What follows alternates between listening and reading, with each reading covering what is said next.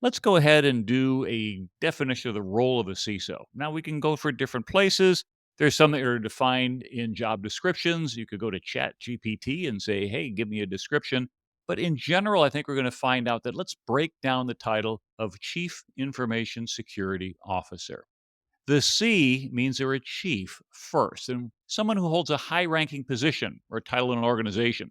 The chiefs are referred to often as the C suite, the CEO, Chief Executive Officer, Chief Financial Officer, Chief Operations Officer, Chief Information Officer. These are examples of C level titles that have been around for a while.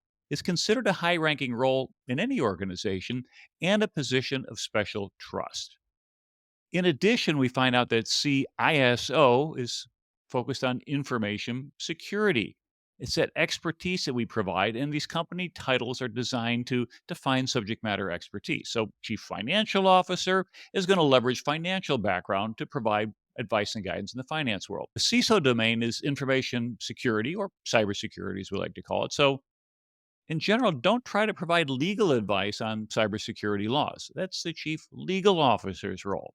Stay in your lane because if you do, then you'll be valued for your expertise. The other thing also is that you're going to avoid political conflicts. If some people say, hey, you're not the legal officer, why are you telling us about that? In fact, I was talking to somebody this morning who had that exact same issue at work, that they were trying to coach their comments with regard to security in a way that they weren't stepping on the legal department's feet. Now, you can also coordinate in advance and make sure that you're communicating effectively. But in general, what you want to do is think about what your role is. If you're an expert in cybersecurity, you should be focusing on protecting business revenue. And we achieve revenue protection by ensuring that the leaders of a business understand, manage, and mitigate risk. And you can look at the risk of sensitive data becoming breached, that's our confidentiality, important operating information being altered, that's integrity, or just being unable to access things that are required to run the business, and that would be availability. And finally, CISO, the O is an officer of the company. As with any other officer in the company, they need to ensure good stewardship of corporate resources. Another way of saying this is officers have to ensure that the operations become cheaper, faster, and better each year so it can continue to have profitable growth.